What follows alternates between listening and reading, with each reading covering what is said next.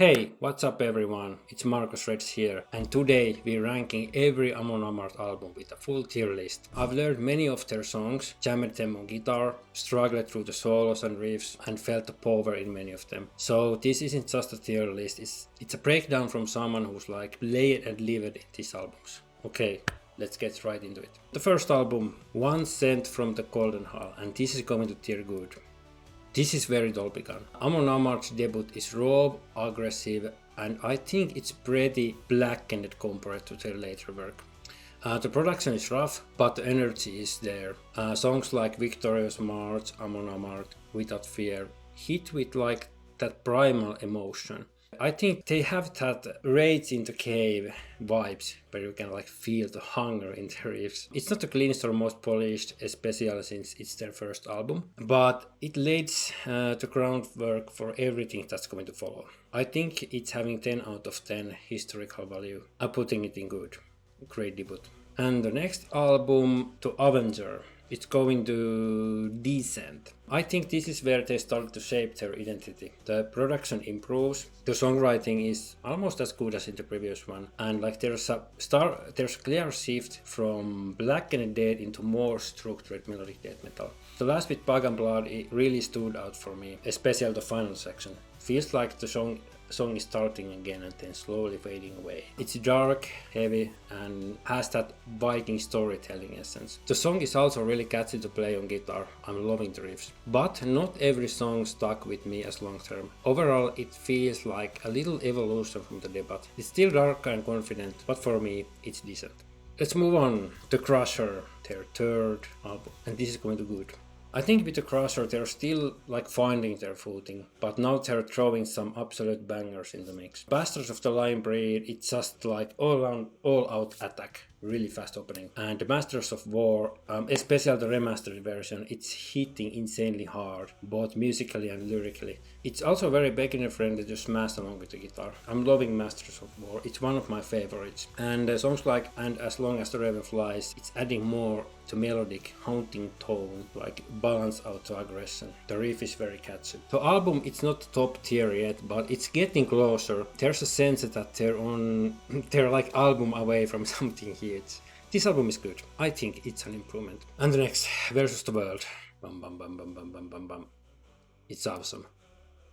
So I think this is the one that changed everything. This is where Amon Amarth became more just one another death metal band. Death in Fire, it's iconic. Their first real music video also. This song is having one of the best intro riffs they've ever written, in my opinion. I think it was a breakthrough moment and you can feel like the confidence across the entire album. Death in Fire. And songs like For the Stab Wounds in Her Back, Across the Rainbow Bridge, Versus the World. They're also one of my favorites. They're so Viking it hurts. And even with a couple of slower or less memorable tracks, this album really holds up. No question, it's awesome for me. This is a big stuff. And Fate of Norns, this is going to the good section. I think this album picks up where Versus the World left off. But I think it's leaning more into melody and sort of stuff. And Unsaid Sign of Coming Storm opens really strong with galloping rhythm that's super fun to jam. Pulse of the Vikings, this is a monster. I think this song has one of their most recognizable riffs. It's simple to learn, brutal to execute, and absolutely crowd pleaser live. So if you haven't checked it out yet, check out the Pulse of the Vikings. It's an iconic song. I think there is also a music video of this song. Production quality is jumping again here. It's tighter, more refined, not quite as legendary as its predecessor, but still solidly worthy of a good. Okay, let's move on. And the next, with Oden on our side, and this is easy peasy going to awesome. I think this is the one.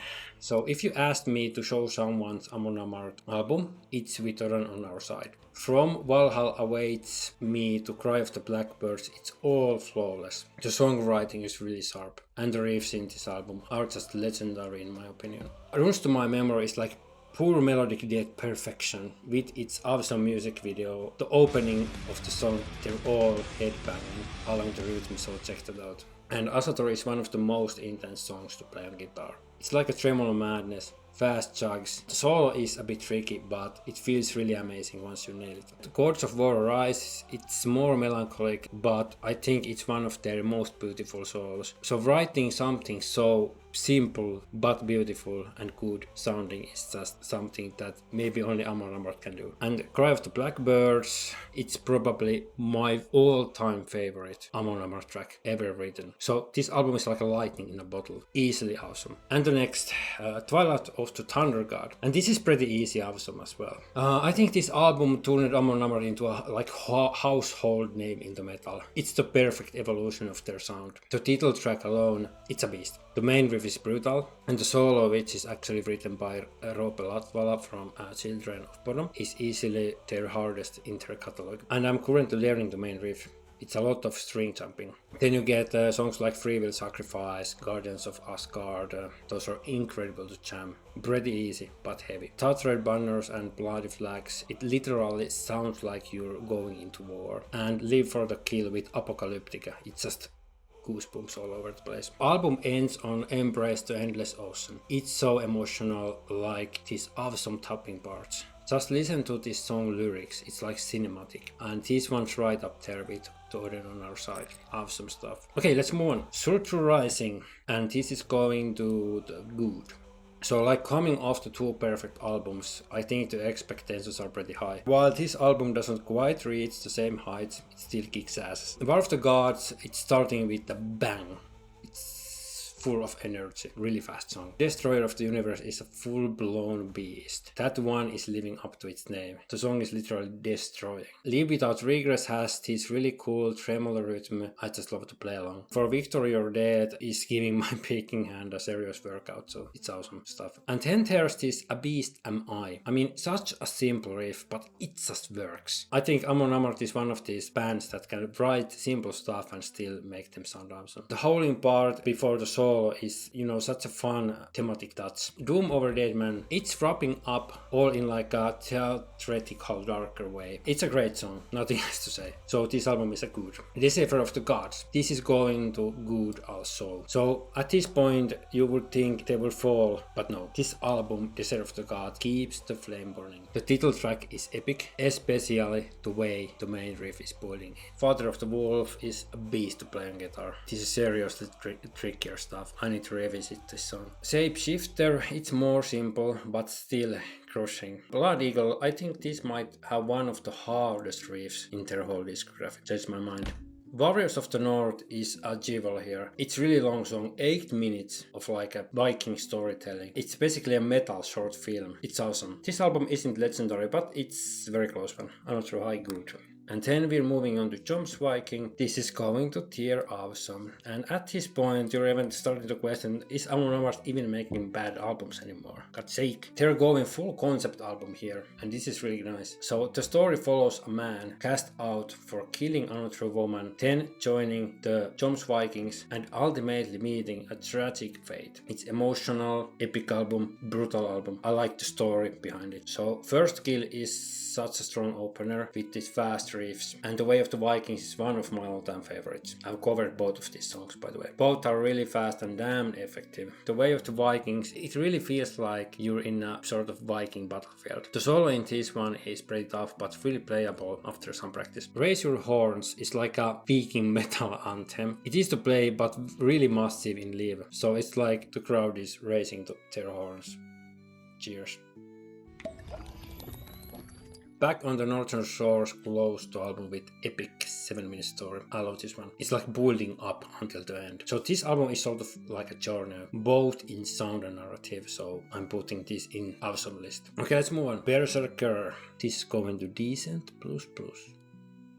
I think this one's a bit more divisive. For me, Berserker has its moments, but it doesn't reach the heights of the earlier records. Songs like Fafner's Gold and Crack the Sky didn't do much for me emotionally. They're fine, but not like Goosebump material. But Shield Wall, this is one of my all-time favorites. It's simple, addictive and fun to jam along. Songs like Raven's Flight and Ironside are bringing me back the brutality I was craving. Into the Dark, to ending, you must check the lyrics for this song. It's a perfect closer with like emotional weight and killer melodies. I think overall this album still delivers, but still I think it's overall missing something, so it's a decent plus plus. Okay, let's move on to their last album, The Great Heathen Army, and this is also going to decent plus plus.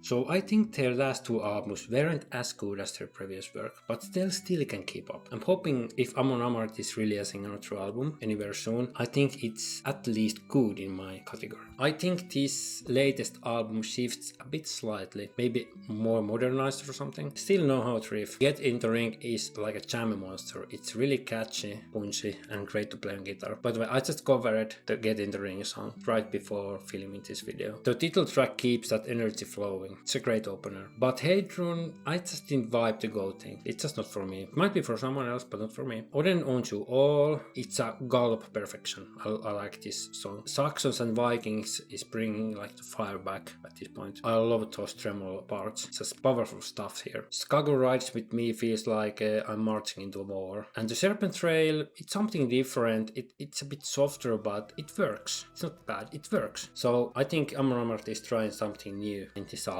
And it might be a good thing. We'll see what they have to offer in their newest coming album, but absolutely no idea when it's coming out. So this album is solid, decent plus plus. Okay, so this is it. That's every Amon Amarth album ranked, at least for now. Do you agree? Do you disagree? Let me know in the comments and drop your own tier list. I wanna see how you will rank these. And if you're jamming these riffs too, hit like, subscribe, and join the Viking Guitar Brotherhood. Until next time, raise your horns.